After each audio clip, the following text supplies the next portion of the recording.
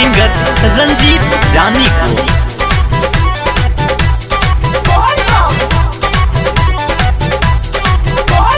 मन मगन भक्ति में डोले सारा बंधन तोड़ के, मन मगन भक्ति में डोले सारा बंधन तोड़ के। आज नैकी दुल्हनिया जाली कान्हे पकावर लेके, आज नैकी दुल्हनिया जाली कान्हे पकावर लेके। मन मगन भक्ति में डोले सारा बंधन तोड़ के, मन मगन भक्ति में डोले सारा बंधन तोड़ के। आज नैकी दुल्हनिया जाली कान्हे पकावर लेके, आज नैकी दुल्हनिया जाली कान्हे पकावर लेके।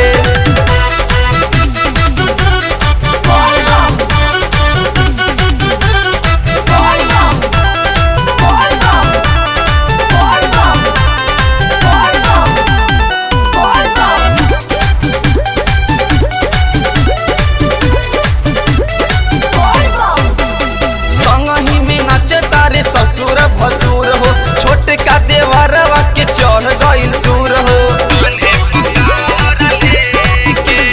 संगही में नच तारे ससुर भसुर हो, छोटे का देवरवा के चढ़ गइल सुर हो। कहे घूम आके भैया हमार, एहो भाभी तनी हो जा तैयार।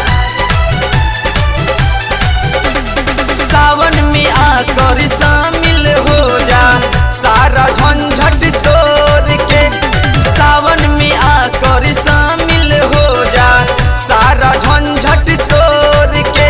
आज नैकी दुल्हनिया जाली कान्हे पकावर लेके, आज नैकी दुल्हनिया जाली कान्हे पकावर लेके।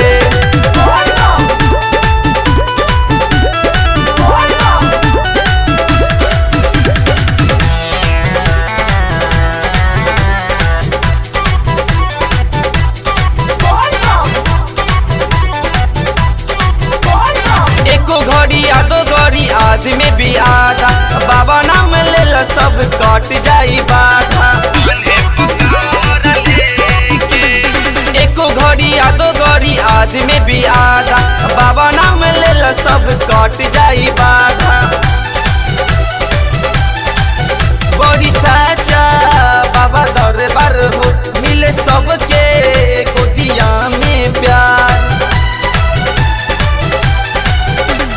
रंजित जानी शिवा तूफानी पीला अमृत घोर के, रंजित जानी शिवा तूफानी पीला अमृत घोर के।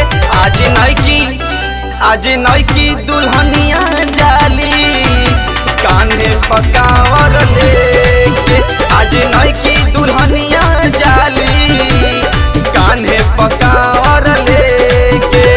मन मगन भक्ति में डोले सारा बंधन तोड़ के, मन मगन भक्ति में डोले सारा बंधन तोड़ के। आज नैकी दुल्हनिया जाली कान्हे पकावर लेके, आज नैकी दुल्हनिया जाली कान्हे पकावर लेके। Vaishnavi movies recording studio, Govindpuri, Bibiganj, Muzaffarpur.